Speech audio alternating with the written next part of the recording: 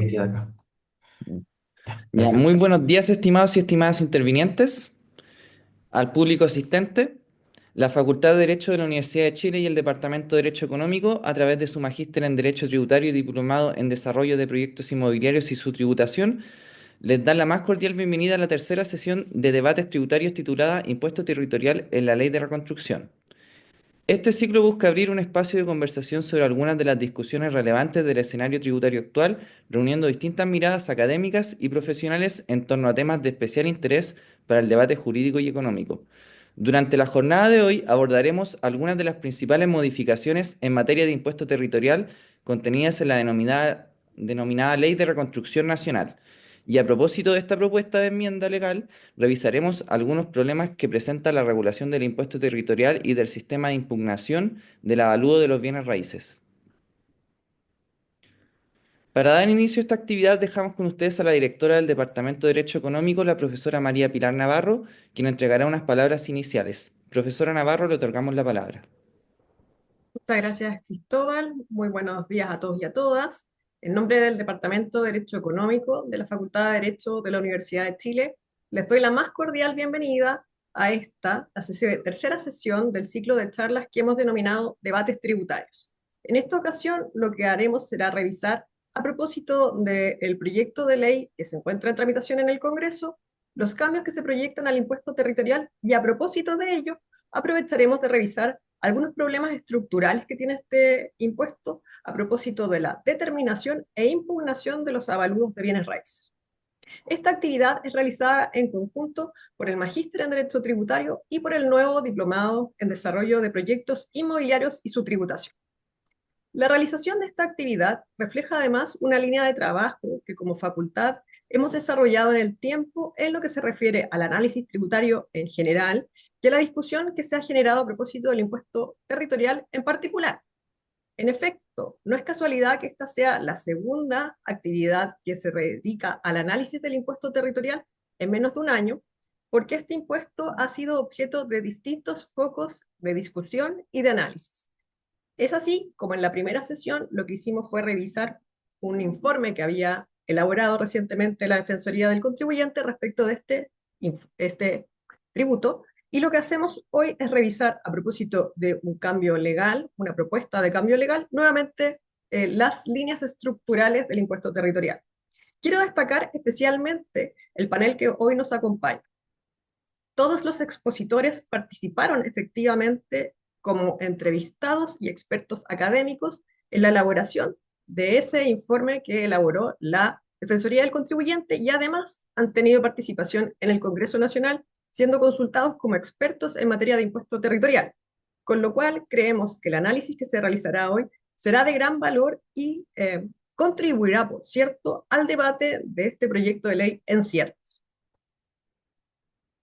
Su presencia hoy, por tanto, no solo enriquece esta actividad, sino que además demuestra la importancia de abrir espacios de diálogo serio, técnicamente fundados y abiertos a las distintas perspectivas y miradas que dicen relación con un mismo impuesto. Porque en esta ocasión no solo realizaremos una mirada tributaria, sino que veremos un análisis del impuesto territorial a partir de lo que son las normas del derecho público, concretamente del derecho administrativo.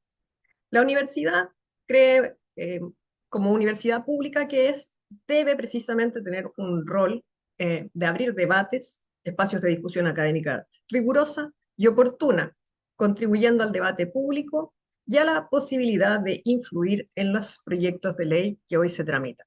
Agradecemos sinceramente a todos y todas quienes nos acompañan en esta mañana, tanto por su presencia de manera remota, como también esperamos por las futuras preguntas que recibamos a propósito de los temas que se abran en esta actividad.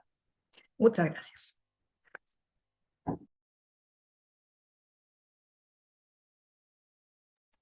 Está silenciado.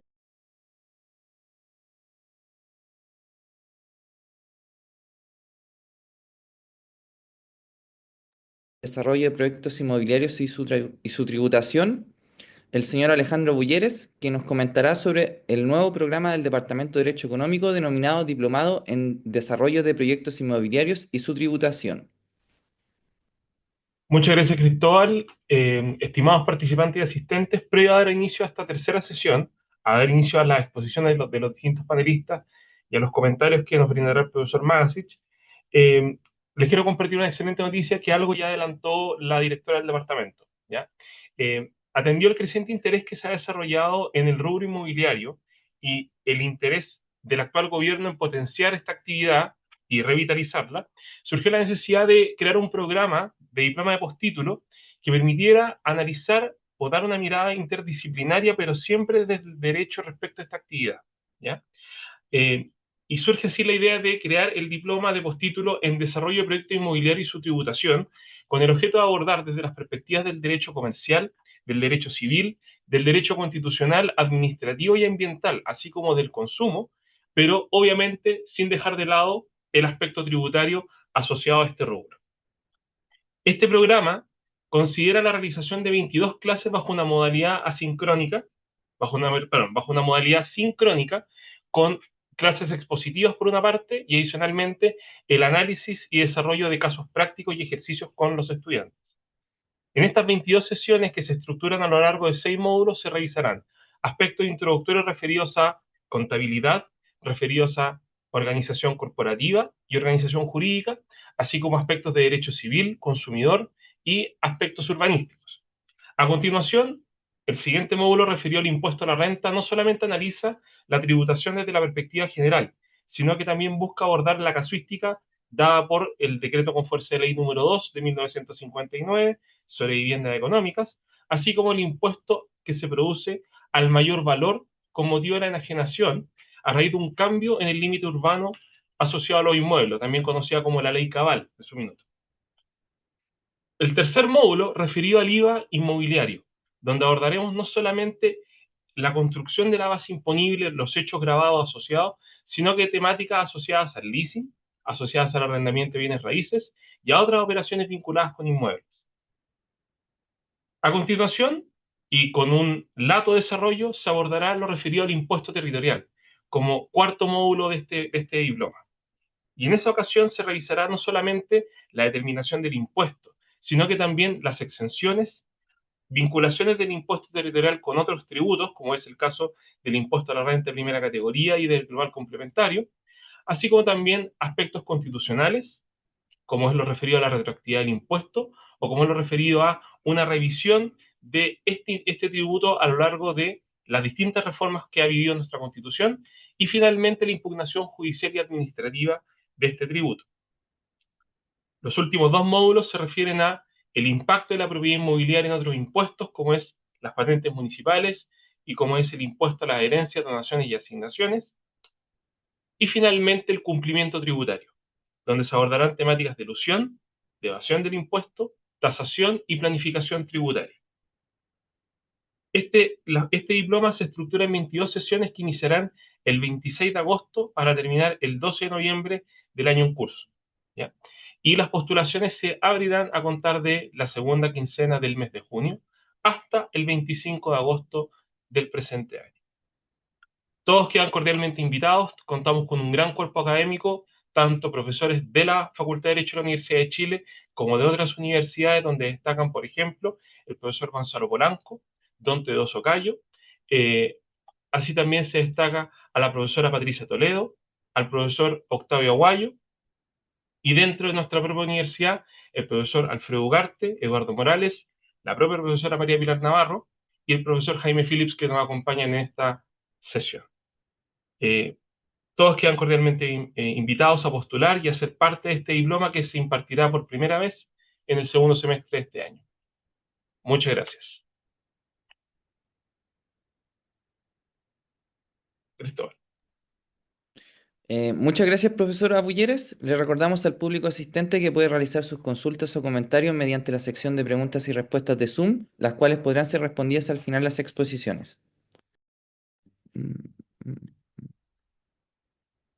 Ya. En esta oportunidad nos acompaña como expositora la profesora Roxana Obreque Espinosa, quien es abogada y magíster en Derecho Tributario de la Universidad de Concepción y magíster en Planificación y Control de Gestión de la Universidad Mayor.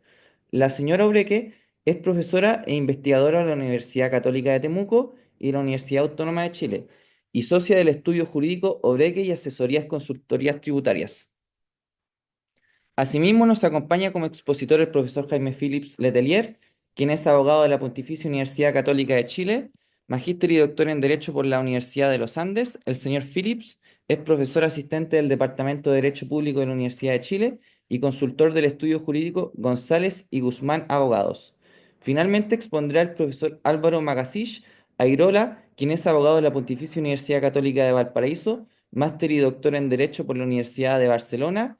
El señor Magasich es profesor de Derecho Tributario de la Facultad de Derecho de la Pontificia Universidad Católica de Valparaíso y socio del estudio jurídico Magasich y CIA. Para comenzar las exposiciones, dejamos con ustedes a la profesora Roxana Obreque. Profesora, tiene la palabra. Hola, muy buenos días a todos. Primero que todo, muchas gracias por la invitación, sobre todo a María Pilar Navarro, que me invitó a poder exponer hoy día sobre impuesto territorial. El foco de mi presentación va a estar más que nada en explicar de manera general cómo funciona el impuesto, cuáles son las tensiones estructurales que existen en cuanto al impuesto y además algunos avances que hemos tenido también en materia de procedimiento y en materia jurisprudencial. Voy a ver la presentación. Espérenme unos segundos. Creo que estoy con problemas para el compartir.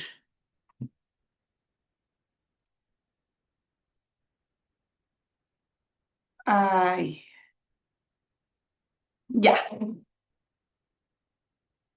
ya.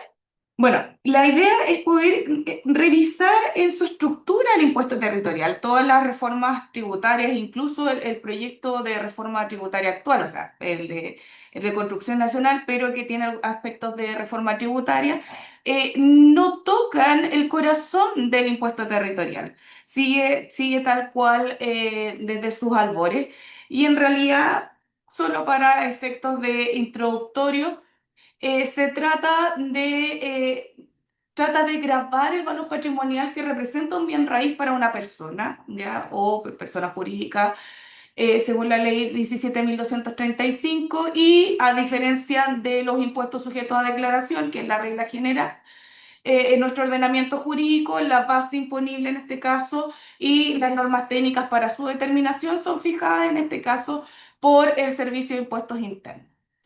Eh, desde siempre ha habido alguna tensión en cuanto a su determinación porque no depende del flujo de caja efectivo del contribuyente y que además su valoración y la justificación resulta imprescindible saberlas para que no se afecten las garantías constitucionales de los contribuyentes. Ahora, esta sensación también de querer eliminar el impuesto territorial en sí es bien compleja porque si nosotros nos vamos a los números entregados por el propio Servicio de Impuestos Internos, nos damos cuenta que el impuesto territorial es el pilar financiero del régimen municipal. De acuerdo a las cifras entregadas en el año 2025 por el subdirector de evaluaciones, don Pablo Muñoz, indica que el 53,1% de los ingresos de los municipios corresponden en promedio a impuesto territorial. Solamente un 13,3% de permiso de circulación y 28,3% de otros tipos de ingresos. O sea, el pilar fundamental hoy día del presupuesto municipal está dado por el impuesto territorial. Y en general, en términos muy, muy generales, podríamos indicar que se divide en dos secciones. Por una parte, la valorización del suelo y por otra parte, la valorización de las edificaciones que se encuentran regularizadas y las no regularizadas, pero a través de procesos de fiscalización del Servicio de Impuestos Internos. Esto determina el llamado avalúo fiscal y se dividen en dos, en la serie no agrícola, ¿ya? O lo que nosotros conocemos dentro del territorio de carácter urbano, y la serie agrícola, que en realidad tiene que ver con el destino del bien que sirve para la producción silvoagropecuaria. Dentro del proceso temporal es un impuesto de carácter anual, pero que es cobrado en fracciones, ¿ya? En 4 cuotas de carácter anual. Y además, cada 4 años se produce un proceso de reavalúo general. En este año nos tocaba, nuevo proceso de reavalúo, pero como ha existido en otras ocasiones, se hizo se prorrogó para el año siguiente. ¿Cuáles son las fallas estructurales o por lo menos lo que nosotros hemos podido dilucidar que podrían ser algunas tensiones que existen en materia de impuesto territorial? En primera parte, no se sabe con certeza si se ocupan o no, por ejemplo, inteligencia artificial o, en este caso, decisiones automatizadas para su determinación. Por supuesto que sí, tiene que haber algún tipo de decisión automatizada, si no se volverían locos los funcionarios del servicio, pero esto no está transparentado. De hecho, en una de las ocasiones que me tocó ver este tema acerca de la opacidad algorítmica, se consultó directamente a la subdirectora de evaluaciones de esa época si realmente se ocupaban o no algoritmos para poder determinar el impuesto territorial y cuál era su parametrización.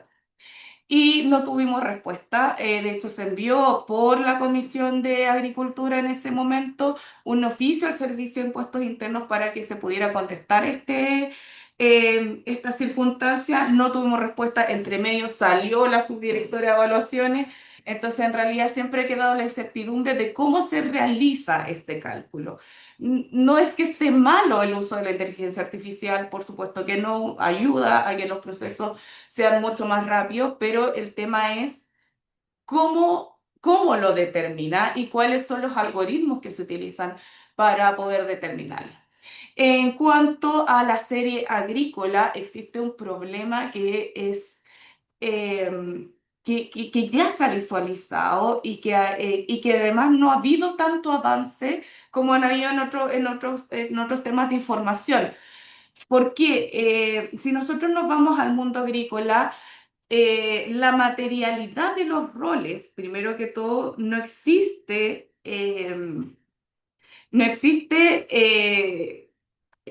la misma, por ejemplo, la misma cabida respecto de la realidad. Ya nos pasó con una comunidad, por ejemplo, la comunidad de Chalaco, que aparecía en el Servicio de Impuestos Internos con 11.000 hectáreas, cuando en realidad tenía alrededor de 8.000 hectáreas. O sea, no son menores, o sea, estamos hablando de alrededor de 3.000 hectáreas de más que se estaban contabilizando.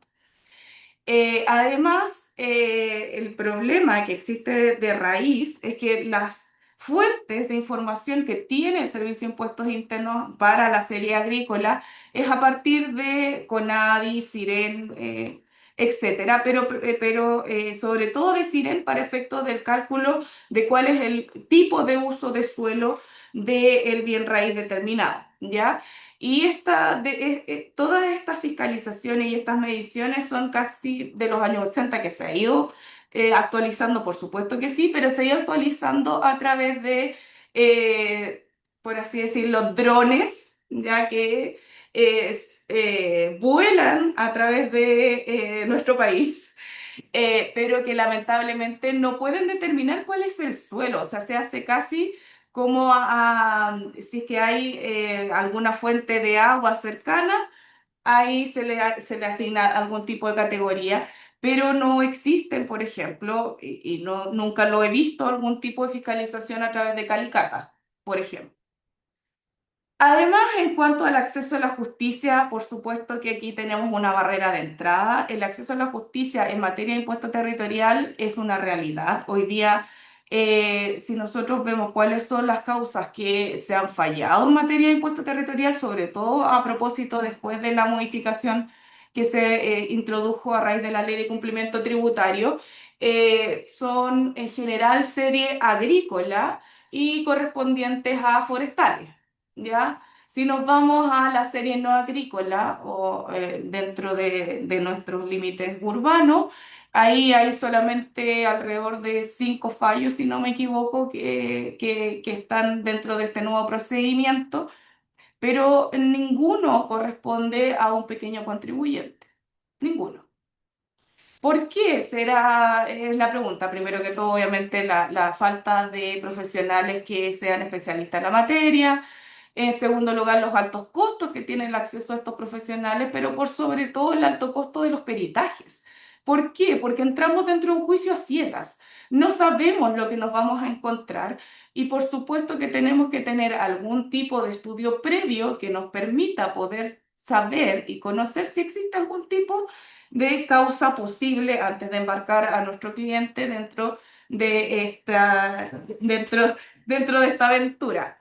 En cuanto a la opacidad en la determinación del impuesto, creo que esta realmente corresponde a la barrera de legitimidad del impuesto. O sea, si nosotros hacemos una encuesta a la población respecto a qué es lo que piensa del impuesto territorial, la mayoría va a decir, no, no estoy de acuerdo con que exista, es una doble imposición a la riqueza, es una doble imposición incluso a la renta, pero también existe, incluso hasta para nosotros, eh, una caja negra donde no sabemos cómo se determina el impuesto, qué herramientas utilizó el Servicio de Impuestos Internos para poder determinarlo.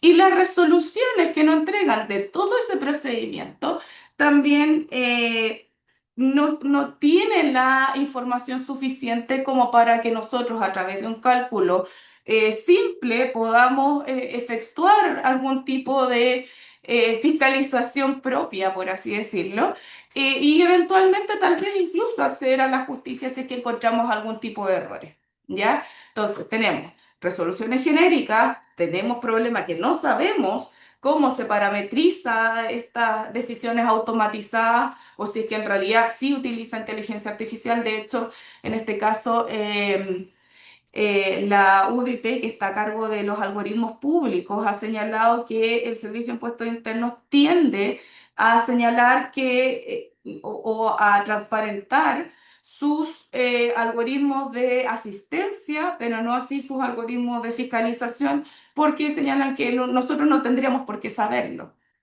¿ya? Pero sí es imposible también poder auditarlo. ¿Ya? Entonces, ¿cuál es la consecuencia de todo esto? Imposibilidad de poder calcular el impuesto. Se deja, en este caso, al contribuyente en una indefensión al no poder comprobar si realmente el cálculo del impuesto está siendo realizado de manera correcta o no. O sea, el derecho a pataleo.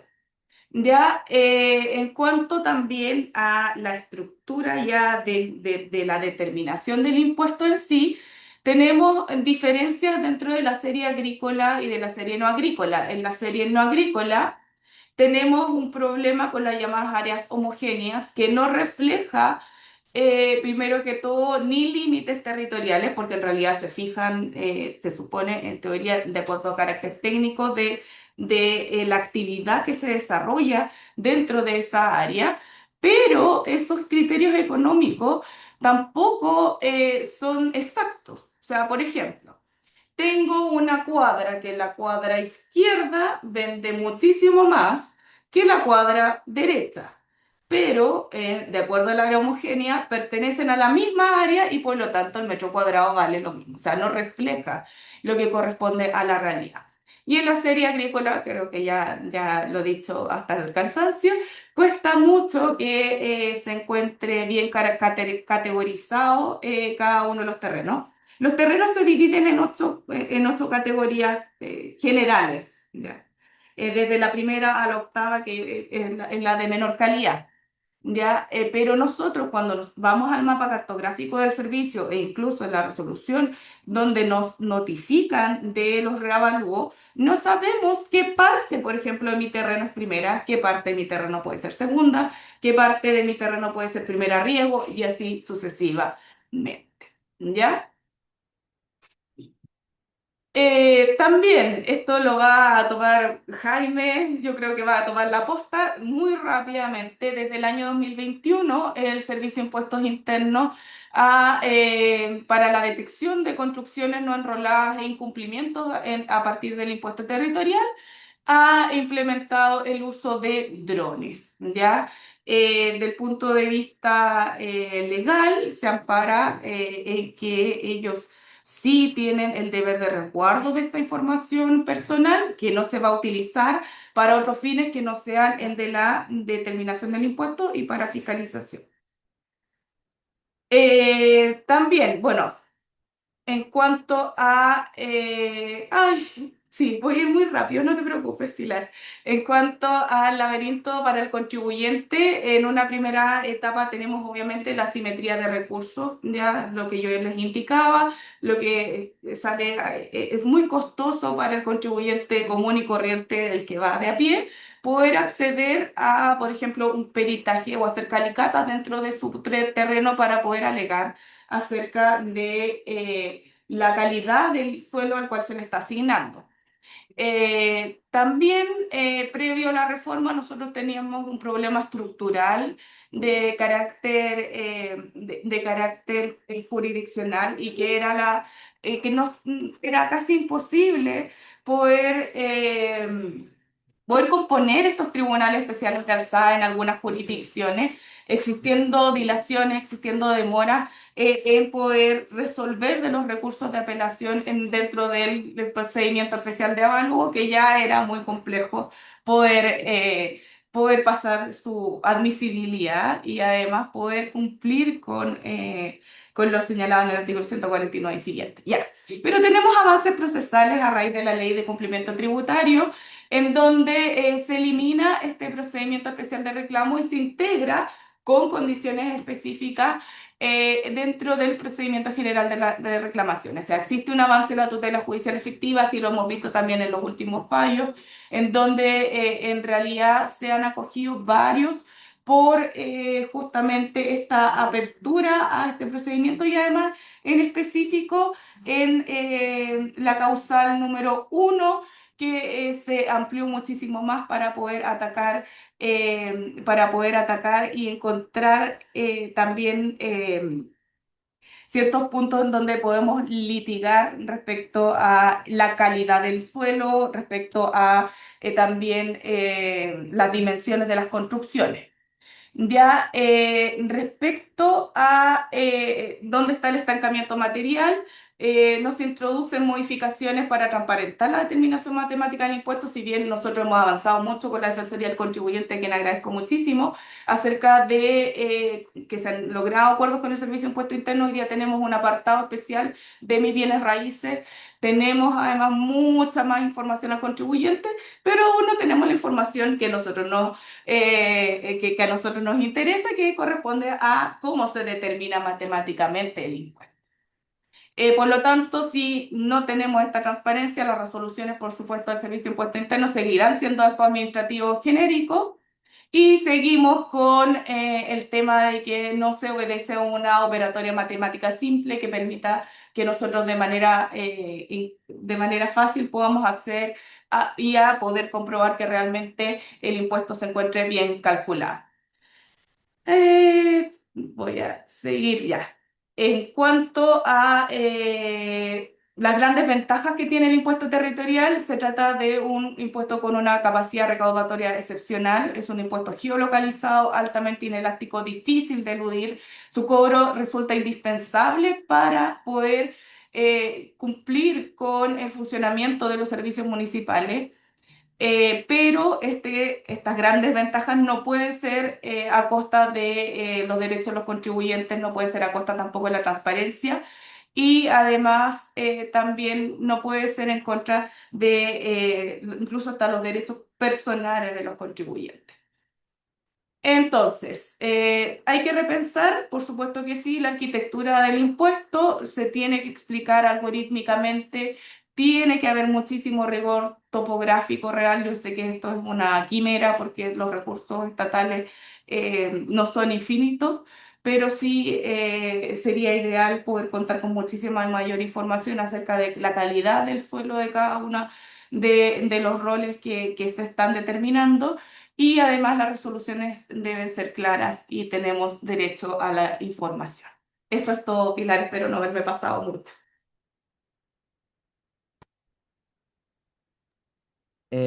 Muchas gracias, profesora Obreque, por su exposición, por su interesante exposición. A continuación, dejamos con ustedes al profesor Jaime Phillips. Profesor, le cedemos la palabra.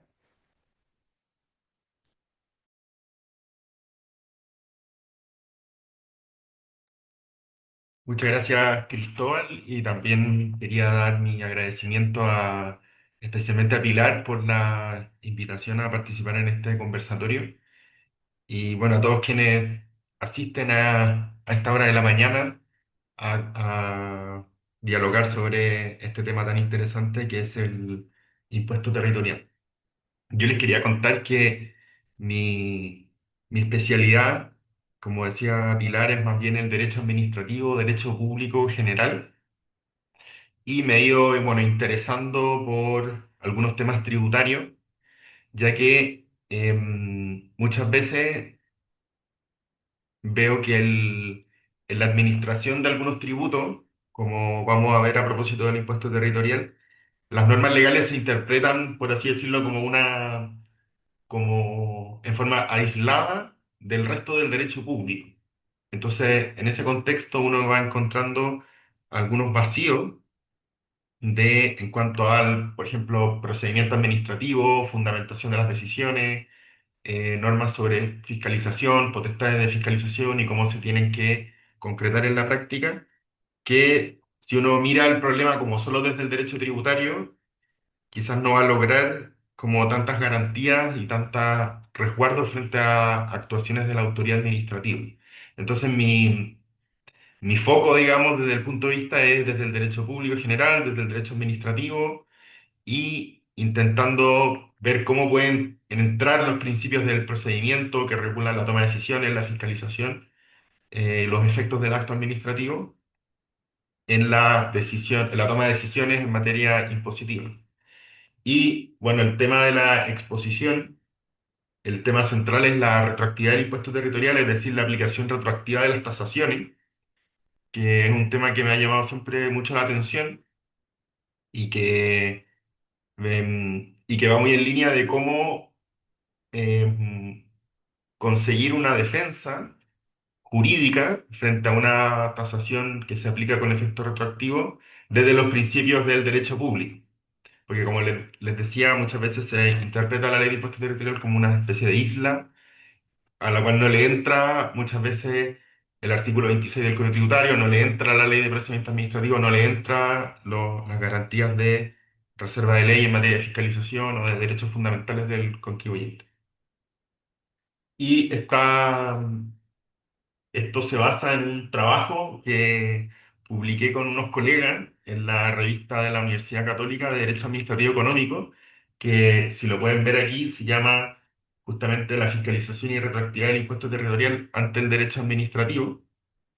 Entonces, bueno, si después quieren, me escriben y les mando el artículo o vemos más detalles. Ahí están mis colegas, el profesor Jaime Arancibia, que fue mi maestro en el doctorado, y Eugenio Benítez, que es el tributarista que nos ayudó a hacer este paper.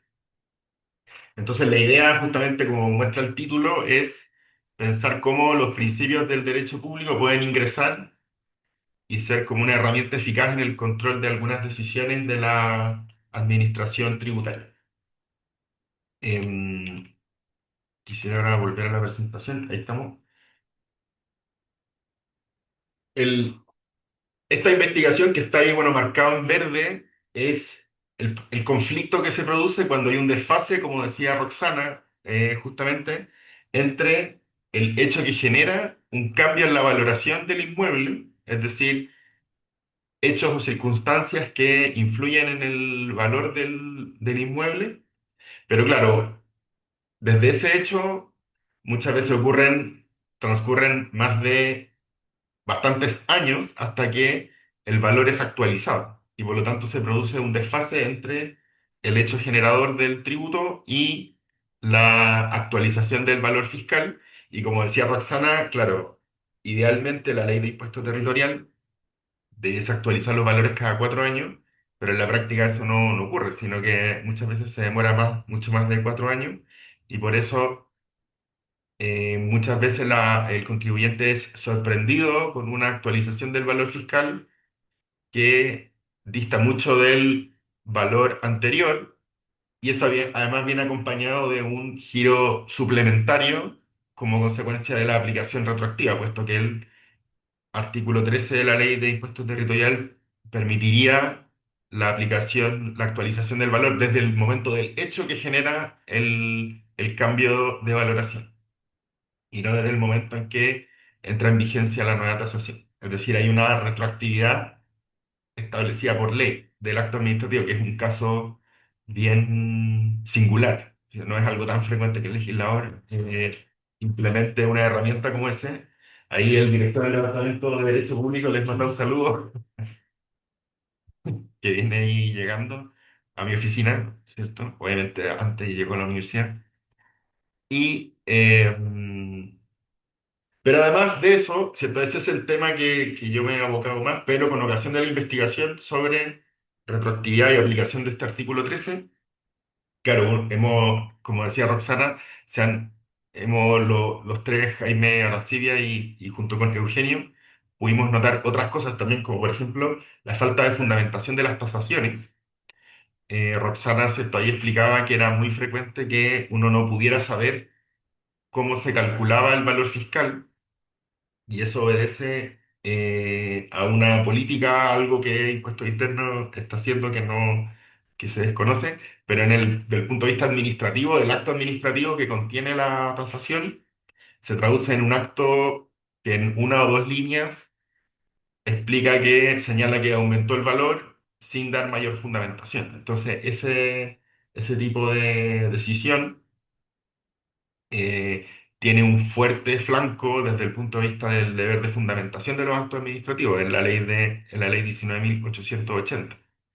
Y así lo han resuelto con frecuencia los tribunales tributarios y aduaneros, ordenando, ¿cierto?, dejar sin efecto algunas tasaciones justamente por falta de fundamentación. Entonces, si alguno de ustedes tiene un caso de esto, bueno, es típico que se enfrente desde la ley 19.880.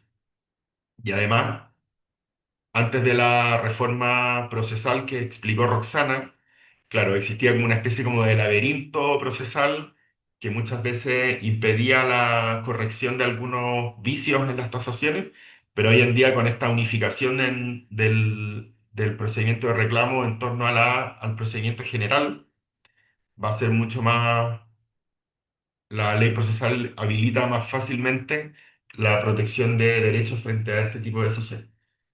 Pero después el otro tema que quizás la nueva ley no ha logrado capturar bien es la forma en que se fiscaliza el hecho que genera el tributo, como decía Roxana. Tú me diste como el pase gol, pero creo que tú lo explicaste mucho mejor que yo, así que me voy a apoyar más en lo que dijiste tú, porque, porque claro, la ley de impuesto territorial establece unos mecanismos de fiscalización que se sustentan básicamente en que Impuestos Internos debe pedir información a las municipalidades, a las direcciones de obra, a notarías, conservadores de bienes raíces o últimamente al contribuyente. Pero la jurisprudencia revela que Impuestos Internos utiliza frecuentemente otros mecanismos como fiscalizaciones a través de drones o a través incluso de los mapas publicados por empresas como Google, ¿cierto? Los mapas de Google Earth.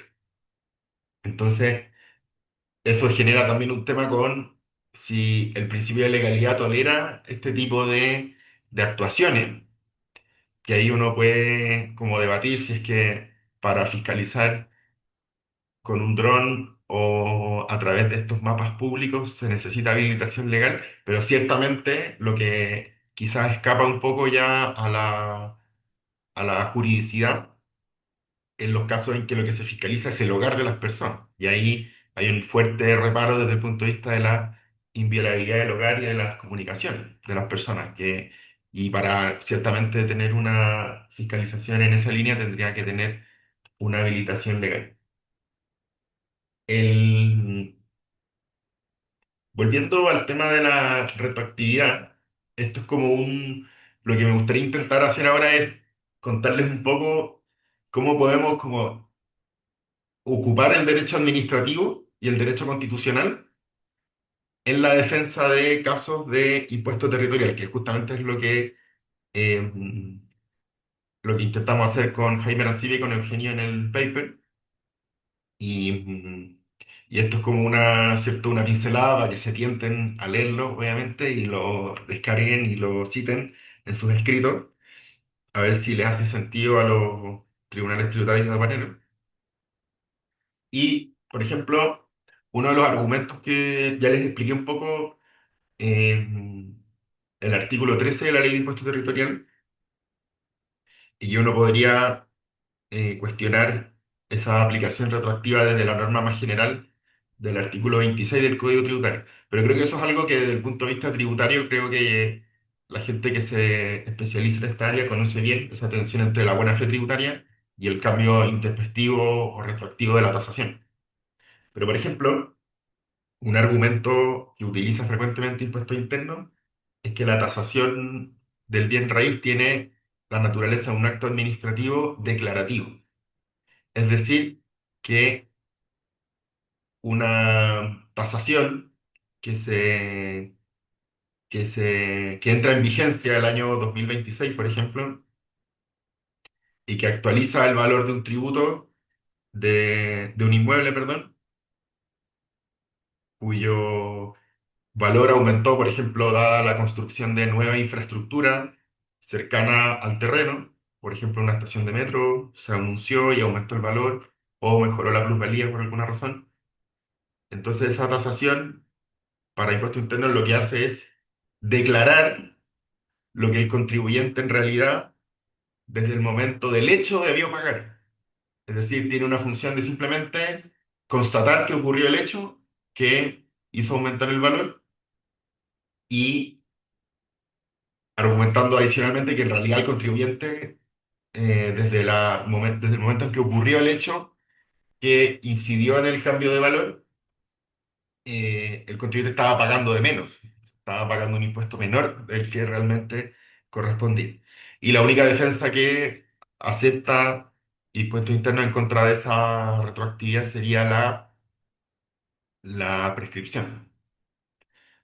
Bueno, ahí en el artículo que escribimos con mis colegas, argumentamos, ¿cierto?, que esa naturaleza declarativa tiene sentido, pero no hay que olvidar que el artículo 51 y 52 de la ley 19.880 restringe por regla general la eficacia retroactiva del acto administrativo. Entonces, uno no puede entender como regla general de naturaleza de la tasación que vaya a tener efecto retroactivo porque solo entra en vigencia, solo produce efectos jurídicos desde su publicación.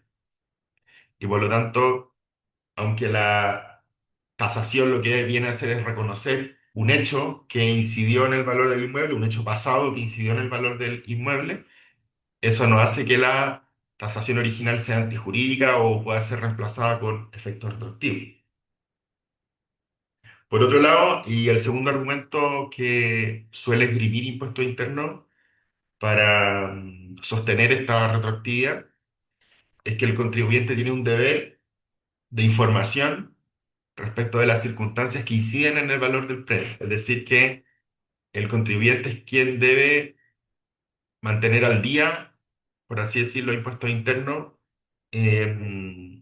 respecto de los hechos que inciden en el valor del inmueble.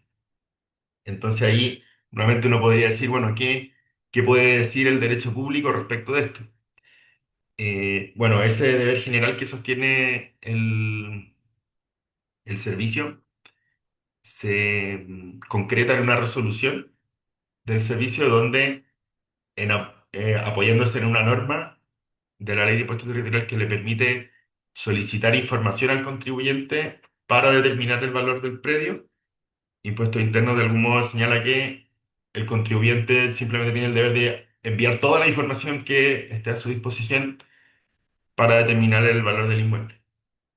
Y creo que ahí en esa resolución lo que hace el servicio de algún modo es invertir la regla legal de la ley de impuestos territorial, que es que impuestos internos tiene que mantener al día las tasaciones y no puede subvertir ese deber endosándoselo al contribuyente sin infringir, creo yo, la reserva legal de derechos fundamentales, porque finalmente, sin sustento legal, finalmente le transfiere la obligación de mantener al día las tasaciones al contribuyente. Y así Impuestos Internos sostiene su praxis de aplicar de modo hiper estricto el artículo 13 de la Ley de Impuesto Territorial.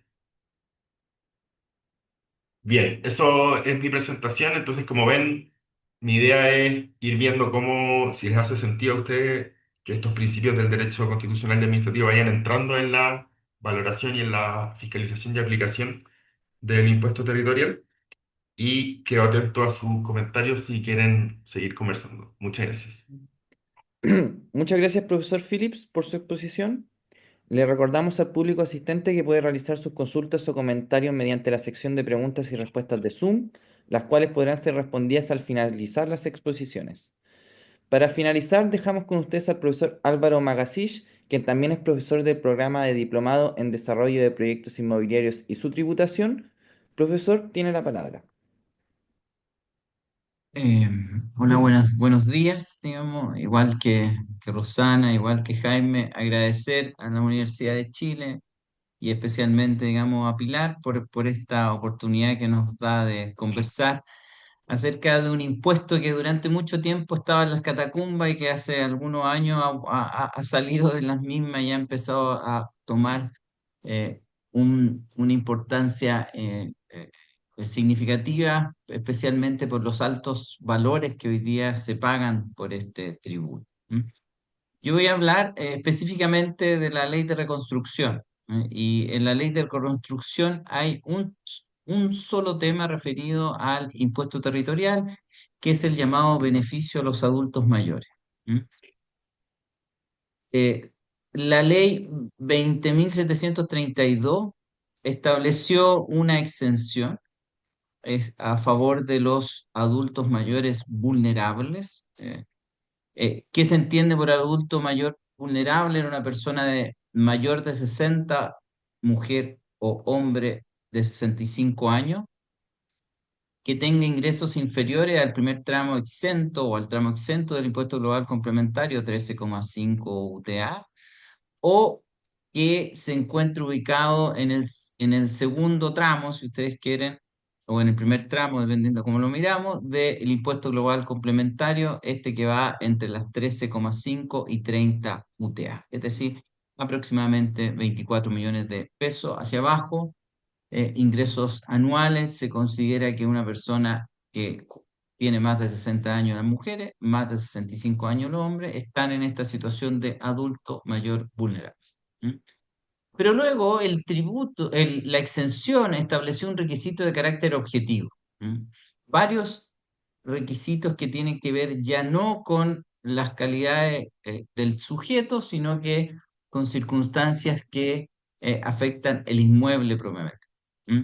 Primero, el inmueble tiene que ser de carácter habitacional, por lo tanto, esto no se aplica a los inmuebles comerciales. ¿Mm?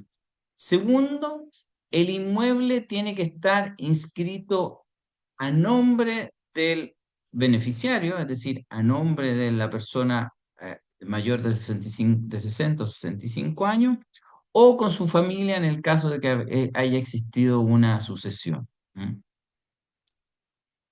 En el cuarto requisito referido al inmueble está en que el inmueble tenga un valor inferior a 224 millones de pesos, para hacerlo fácil, a valor hoy día del 1 de julio del 2025. Y si la persona tiene varios inmuebles, el conjunto de estos inmuebles no podía superar los 300 millones de pesos, también a valor 1 de julio del año 2025. Si es que esto además lo poseen con algún familiar, cónyuge sobreviviente, hay una suma, hay varios mecanismos, digamos, que tienden a regular cómo se suman o cómo se van a considerar estos valores. Pero lo fundamental es que existe cierto límite en base al valor del avalúo fiscal que tiene la propiedad, que puede ser que genera la contribución, y cuando una persona tenga varias propiedades en cuanto al valor del avalúo de estas en su totalidad. ¿Cuál es el beneficio si la persona, este adulto mayor vulnerable, se encuentra en el tramo exento del impuesto global complementario? Se le exime totalmente de pagar contribuciones sobre ese inmueble. Y segundo lugar, si es que la persona está en tramo que va entre las 13,5 y las 30 UTA, a esta persona solo pagará el 50% de las contribuciones. Esta es la ley que hoy día está vigente. ¿Mm? Voy a hacer un poquito de publicidad. Acá en el año 2020, con Pilar Navarro, escribimos este libro que coordinamos los dos, y ahí pusimos un artículo justamente que hablaba sobre las modificaciones a esta ley. ¿Mm? Eh, y lo que dijimos en esa ley es que esta exención, o en ese artículo, tiene un problema. ¿Mm? ¿Cuál es el problema de la exención? Es que contempla un elemento objetivo que es el valor o el avalúo de la propiedad, que es un hecho ajeno que está fuera de las posibilidades de un sujeto de hacer algo. ¿Mm? El valor del inmueble no está determinado por consideraciones de mercado, porque ha sufrido un cambio, digamos, en el sector, porque hay mejores vías de comunicación, porque hay mejores servicios, etcétera, etcétera, etcétera. ¿Mm? O porque se puso de moda simplemente. ¿Qué es lo que pasa con los tributos como este? Como bien decía Rosana, este es un tributo de carácter patrimonial que afecta un activo del patrimonio particularmente, pero lo que paga este tributo son las rentas del contribuyente. ¿Mm? Entonces, a raíz de este requisito objetivo, sucede que contribuyentes con baja renta, como podría ser una persona jubilada o que solo depende de la PGU, no puede acceder a este beneficio, a pesar de que es un adulto mayor vulnerable. ¿Por qué? Porque el valor de la propiedad que ocupa, por distintos motivos ajenos a él, se ha aumentado. ¿Mm? En mi vida profesional me ha tocado ver tres casos acá de personas que, uno una abogada jubilada, otro y dos artesanos que en la década del 70 habían adquirido un inmueble que estaba afuera de la ciudad, pero la ciudad alcanzó al inmueble, y hoy día donde han habitado y tienen sus talleres y han hecho toda su vida, eh, había subido enormemente el avalúo, pero ellos no eran capaces de pagarlo. ¿Por qué? Porque no tenían la renta que pudiese pagarlo, pero no podían ser beneficiarios de esta exención. ¿Por qué? Porque el inmueble tenía una valoración muy alta. ¿Mm? ¿Qué es lo que pasa en la práctica? El tributo en este grupo de personas tiende a expulsarlo. Este es un proceso que hoy día se está estudiando, que se llama gentrificación, y yo no creo, como dice el decano de la Facultad de Economía y Negocios de la Universidad de Chile, que la solución sea que estas personas vendan su casa y se cambien. ¿Mm? Yo creo que hay que buscar otra solución, que es lo que ha pasado en Chile. ¿Cuáles son las soluciones? En el gobierno de Boric se envió un mensaje que pretendía nuevamente alterar este beneficio. ¿Y qué es lo que hacía? Decía que no importaba el valor del inmueble, sino que importaba que estos adultos mayores en estos tramos iban a tener que pagar, cuando más, un 5% de sus ingresos anuales. Es decir, introducía el criterio del crédito CAE a propósito de este beneficio. Pero es bastante complejo porque hay que determinar cuáles son los ingresos anuales y solo afectar el 5% de esto. ¿Mm? Yo creo que aplicativamente es complejo este tributo. Y ahora llegamos a una nueva propuesta. En el gobierno del presidente Katz se establece, sí, una exención general de la propiedad para las personas mayores de 65 años. Acá no se hace la diferencia entre 60 y 65 años. Acá es para las personas naturales mayores de 65 años por su vivienda principal. Parece correcto que sea solo por su vivienda principal. ¿Mm? El proyecto define lo que es vivienda principal, que es un inmueble destinado, utilizado preferentemente para la habitación. Define también una especie de norma especial antilusiva, en cuanto que si es que la persona adquirió este bien, hay un tiempo de vacancia de 3 años en que no puede usar esta exención, a menos que pruebe que no existieron motivos tributarios para adquirir ese inmueble. Y también establece que en el caso de fallecimiento, este beneficio se mantiene durante 3 años. ¿Mm?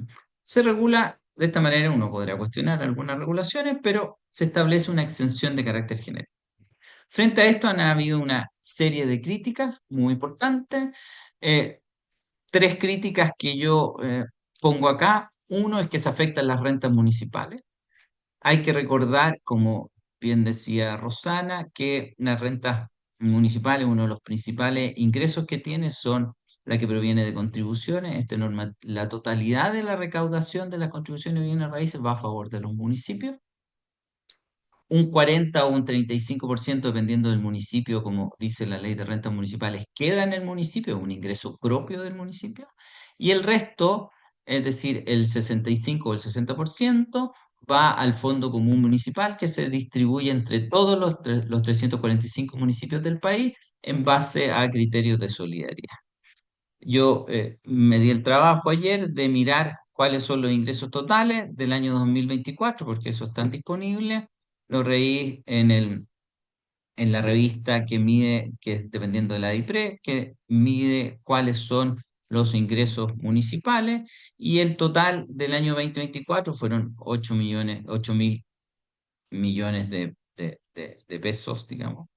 Me faltan ahí tres ceros, no sé cómo decirlo, pero hay que agregarle a esos números tres ceros más. Luego, el giro total esperado en la recaudación del tributo eran 2.794. El giro real obtenido en la recaudación del tributo fueron 2.453. Si uno lo mira, esto representa un 30% del ingreso total de los municipios, ¿m? De los cuales 953.000 quedaron a favor de cada municipio y 1.500 se fueron al Fondo Común Municipal. ¿M? El, Casi el 62% del Fondo Común Municipal depende de este tributo. Entonces, la importancia de este tributo es significativo, digamos, en cuanto a los ingresos propios de las municipalidades. Ingresos propios de la municipalidad. Primera cosa. Segunda crítica que se le hace es que este beneficio, esta exención general, se establece a favor de personas de alto ingreso, es decir, personas que tienen una renta, es decir, no son vulnerables, sino que tienen una renta que los hace capaz de soportar este tributo. Y tercero, esta discusión ha acallado la discusión de fondo, a mi entender, que algo lo ha dicho Jaime, también Rosana, es la necesidad de reformular el impuesto territorial. El impuesto territorial es una ley que viene del año 69, que se ha mantenido bastante estable en el tiempo, pero que está, a juicio de muchos, bastante desfasado y está provocando una serie de problemas en la determinación y en el acceso a la justicia, que nos han hecho replantearnos la necesidad de rehacer esta ley de manera integral. ¿Mm? Eso. Como algunas propuestas, una propuesta controvertida, voy a decir, eh, para de alguna manera atacar estos dos problemas. Uno es que si se quiere mantener esta exención general, es necesario compensarla. Una manera de compensar, voy a decir una cosa no muy popular, es quizás revisar la exención del tributo. La exención del tributo hoy día de los inmuebles habitacionales es un 60 millones de pesos. Eso significa un valor comercial aproximadamente de 100 millones del inmueble. Y en consecuencia, inmuebles con un valor de 100 millones de pesos hoy día en la práctica no están pagando nada de contribución. El 75%, incluso un poquitito más, de los inmuebles habitacionales hoy día no tributan en Chile. Solo un 25% de los inmuebles habitacionales tributan. Quizás sería hora de pensar de extender este tributo a más personas. No es muy popular ni políticamente muy deseado, pero yo creo que es posible revisar el margen de la exención. Después de esta exención, si alguien tiene varios inmuebles habitacionales, se aplica a todos los inmuebles habitacionales. Quizás podría ser aplicando solo a uno. Es decir, a mi juicio es posible o hay campo para revisar la exención de tal manera de poder compensar a través de una mayor base lo que se deja de percibir por este impuesto. Esta es una posibilidad.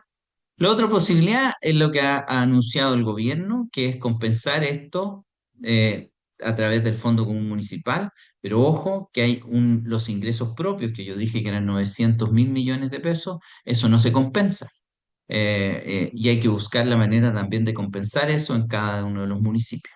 Y una cosa que peleamos la gente de regiones es que no quede a la ley de presupuesto la atribución de estas compensaciones, porque la historia es que cuando queda la ley de presupuesto se respeta 1 o 2 años y después las regiones se les quita este beneficio o se compensa con otros quitándole otros beneficios para tener siempre el mismo monto. Entonces, si es que hay una ley que determine una compensación, esta ley debería fijar un monto, de tal manera que la ley de presupuesto esté obligado a respetarlo y no a variarlo año a año. Hay algunas ideas que pueden ser discutibles. Y lo segundo es que se debe grabar conforme a la capacidad económica. Para mi entender, hay que eliminar la exigencia del avalúo máximo, primera cosa. Y segundo, con eso se mantiene el beneficio a favor de los adultos vulnerables, es decir, adultos mayores vulnerables, es decir, aquellos que tengan poca renta y por lo tanto no son capaces de sostener este impuesto. Y quizá podría incluso hasta evaluarse, extender este beneficio, por ejemplo, al tercer tramo o al segundo tramo, depende de cómo se vea, del impuesto global complementario, aquel que va entre 30 y 50 ITA, otorgando una rebaja, por ejemplo, del 25%. De esta manera se logra que el tributo beneficio se focaliza en aquellos adultos vulnerables y no en todos los adultos mayores, digamos, del país. Estas son algunas ideas y la pongo para discutir. Eso es el fin. Traté de ser bastante breve porque no es una modificación muy grande, es simplemente una exención, pero que está generando, insisto, varios problemas, principalmente con los recursos que van a favor de los municipios y segundo, con el tema de la focalización en cuanto a que esto permite que grupos con altas rentas puedan acceder a este beneficio. Ya. Yo me pidieron, digamos, hacer algún comentario breve de lo que de cosas que dijo Rosana y que dijo Jaime. Muy breve, Pilar, para no extendernos.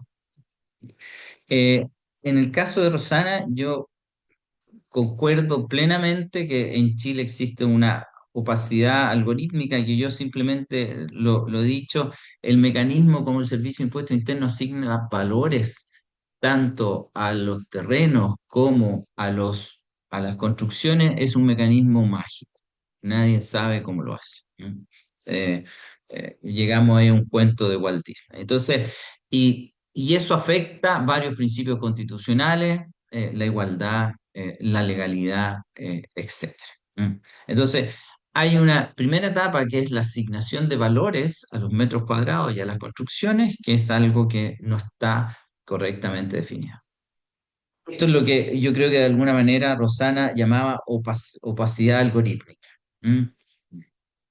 Segundo, eh, después, esto se traduce en que uno tiene que reclamar frente a un mundo mágico, digamos, porque uno no sabe cómo asignar un valores, pero luego las resoluciones, y un poco lo que dice, lo que bien decía Jaime, no están completas. Uno no sabe cómo llegan a asignar ese valor.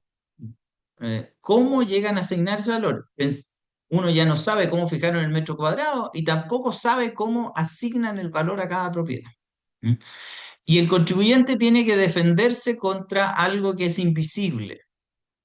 Tiene que defender y arguir contra algo que no conoce y por lo tanto tiene que tratar de matar a toda la bandada con su reclamo, lo cual requiere cierta experticia, es caro, requiere muchas veces informe, etcétera.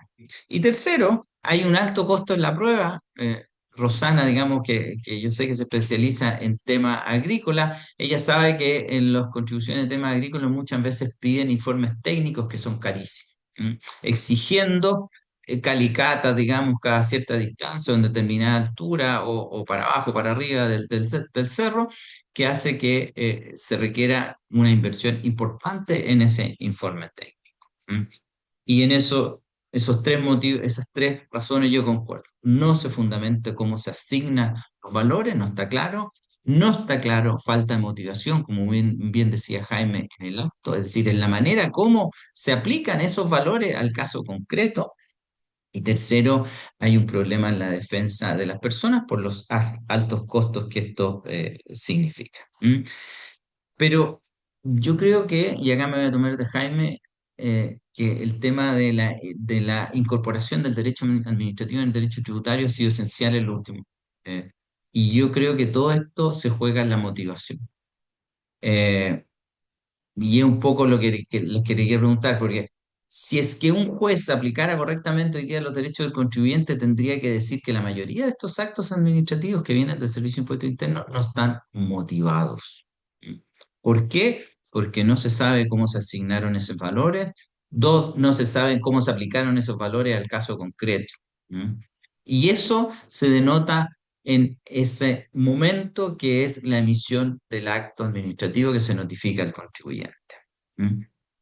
Y por último, en este motivo yo quería agregar una tercera cosa y ponerlo a discusión, que es que pocas veces se analiza la naturaleza de este tributo, porque este tributo es un tributo que no es de autodeterminación, como es la mayoría, como es la regla general, o como son los tributos principales en nuestro país, como es la renta o el impuesto a las ventas y servicios.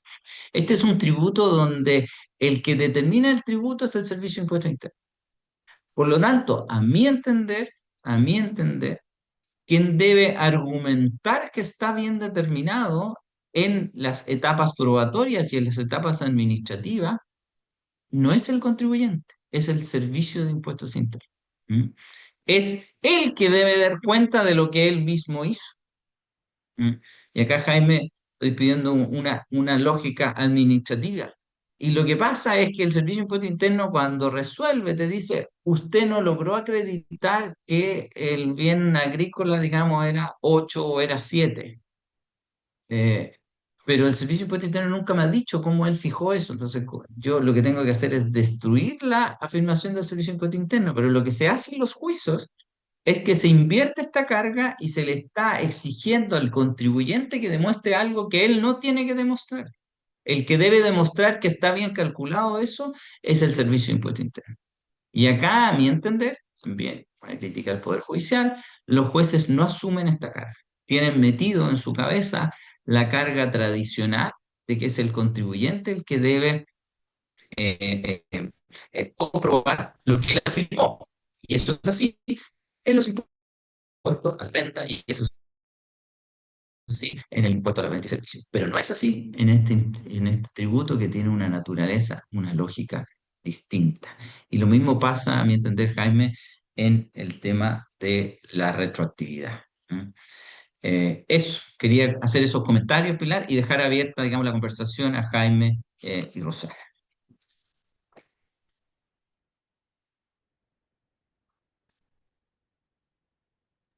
Cristóbal. Muchas gracias, profesor Magasich, por sus comentarios y reflexión.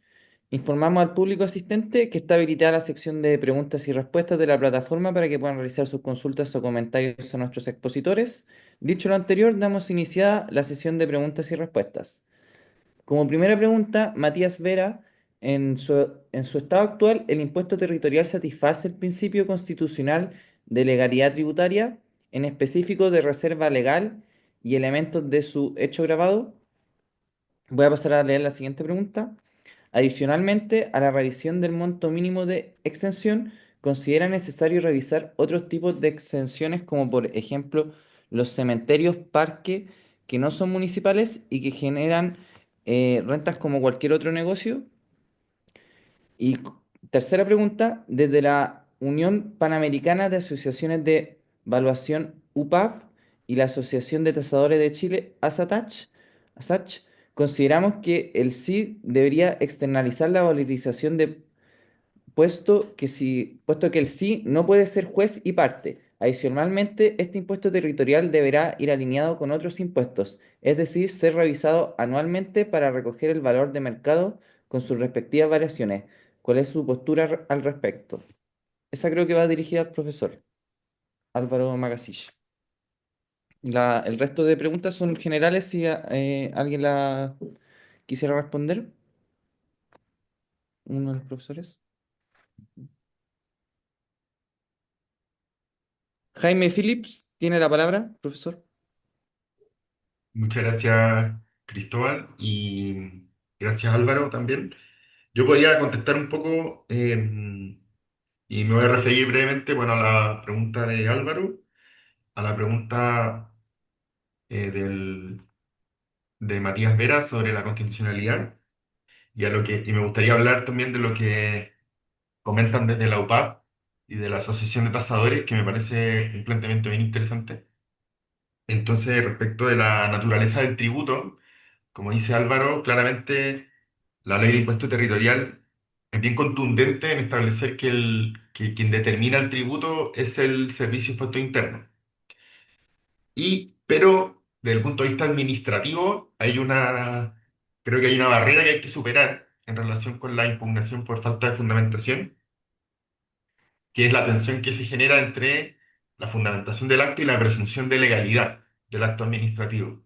Porque muchas veces se entiende que el acto administrativo, por el hecho de entrar en vigencia, tiene esta presunción de validez y que en virtud de ello, el hecho que sustenta el acto se presume existente, salvo prueba en contrario. Entonces, los TTA y muchos otros tribunales le exigen al contribuyente cuando impugna el acto la prueba contraria, es decir, cuál es el valor real, en su opinión, del inmueble.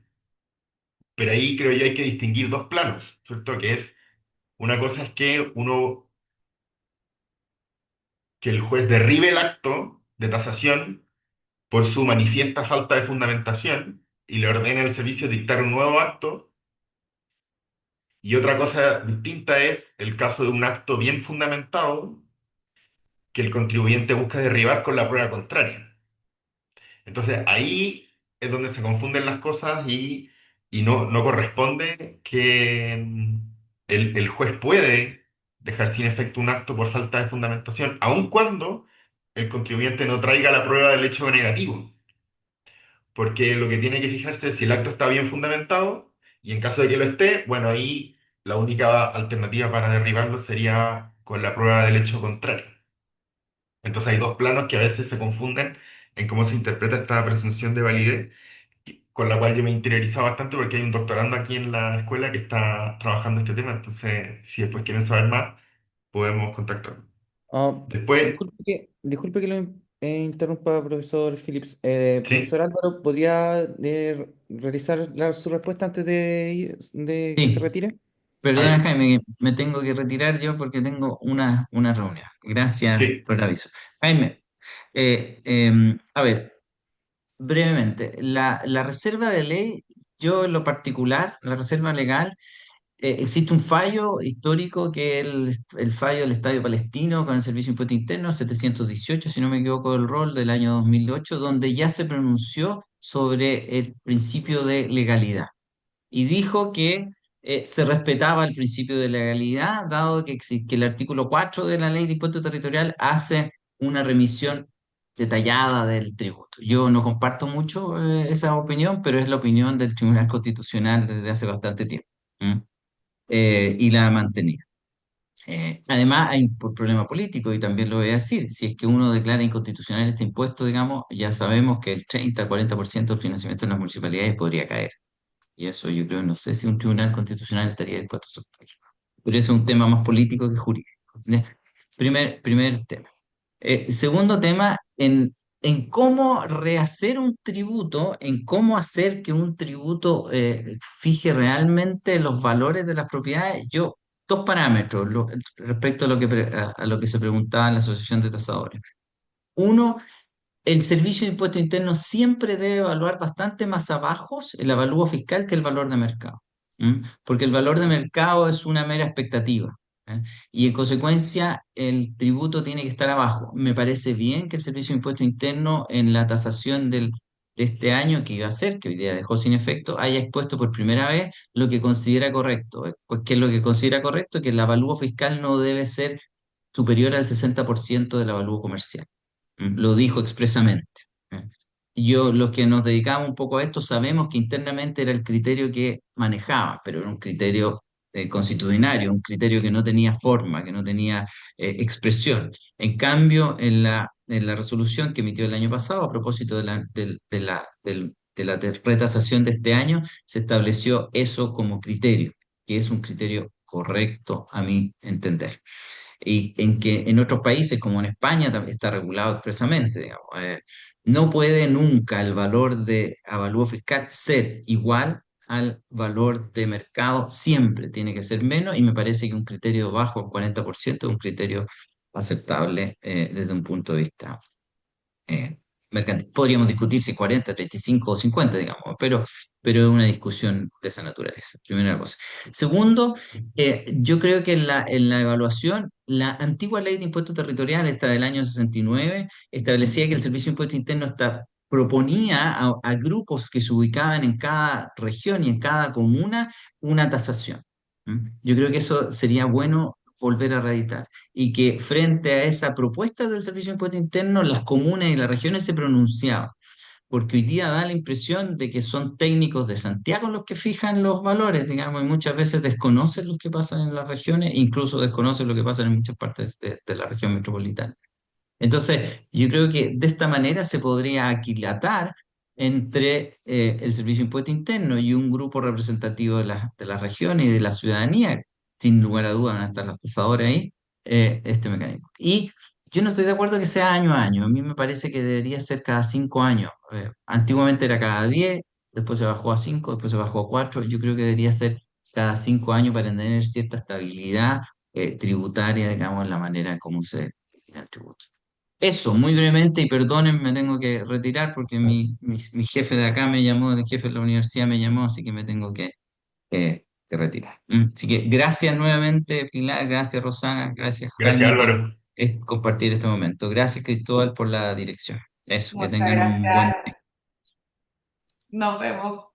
Nos vemos. Ya. Profesora Eh, Roxana, que tiene la Sí, palabra. sí, no solamente para complementar respecto a lo que señala Matías. Bueno, existen dos corrientes doctrinarias al respecto. Existe uno de un principio de legalidad restringido y otro de principio de legalidad tributario amplio. Lo que ha seguido el Tribunal Constitucional, tal como lo señaló en este caso Álvaro, es seguir la línea de un principio de legalidad entendido en un sentido, con un estándar estricto, a pesar de que yo creo que la mayoría de los que estamos acá creemos, por un tema también de transparencia, de protección a los derechos de los contribuyentes, que debiera seguirse una tendencia a un estándar más amplio. Respecto a lo señalado por la Unión Panamericana de Asociaciones de Evaluación y la Asociación de Tasadores de Chile, creemos, o por lo menos mi convicción personal, perdón, es que debiera no ser el valor de mercado el elemento principal para la determinación del impuesto territorial, sí uno de los elementos tal cual como ha sido hasta ahora, porque no elimina uno de los... una de las críticas que se le realiza al impuesto que tiene que ver con el fenómeno de la gentrificación que se está produciendo en ciertas áreas urbanas. Ya no se hace cargo de eso y creo que podría ser pernicioso justamente para evitar esa externalidad negativa. Eso. eh, yo quería también agregar una cosa. Creo que yo había dicho que iba a contestar lo de Matías, pero creo que ya quedó suficientemente explicado por Roxana y por Álvaro. Y respecto de lo que menciona la Unión Panamericana de Asociación de Evaluación y los Tasadores de Chile, no sé si externalizar la valoración, no sé si sea una obligación jurídica en el sentido de que el principio de imparcialidad, es decir, el no ser juez y parte, obligue a que esa operación tenga que ser externalizada. O sea, porque no es un ejercicio de jurisdicción, ni mucho menos. E incluso el Tribunal Constitucional acepta que en materia sancionadora un órgano administrativo detente conjuntamente la potestad fiscalizadora y sancionadora. Entonces no creo que eso sea una obligación jurídica. Ahora puede ser que desde el punto de vista técnico sea conveniente externalizarlo y tal vez porque pareciera que en la administración de este tributo, impuesto interno está como bastante superado. Entonces, quizás externalizar podría ser una fórmula técnicamente viable, pero no creo que sea una obligación jurídica constitucional la de externalizar. Muchas gracias. Muchas gracias, profesor Jaime Phillips. Ahora vamos a leer la última pregunta realizada. Por favor, si la podría responder la profesora Roxana. Mm,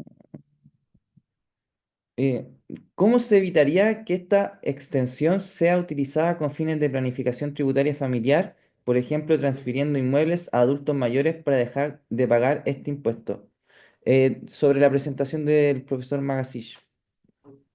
Sí, bueno, respecto a ese tema, existen ciertas reglas antielusivas específicas en esta materia justamente para evitar este tipo de planificaciones familiares, sobre todo con el tema de adultos mayores. Si bien se establece un umbral de 3 años, ya lo que obviamente estaríamos hablando de una persona de 65 hasta los 68 años, ya teniendo en consideración el alza también en la expectativa de vida, podría llegar a darse a este tipo de situaciones, pero aquí Pilar, la experta en materia de elusión, nos puede iluminar acerca, o sea, obviamente esta es una maniobra elusiva, o sea, a todas luces y obviamente no corresponde a una planificación tributaria de carácter lícito.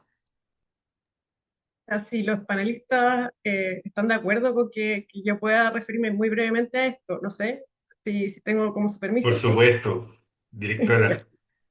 muchas gracias. Eh, yo creo que este tema lo conversamos en su momento con Álvaro cuando escribimos el trabajo que él mostró a propósito del libro de reforma tributaria que fue la ley 21.210.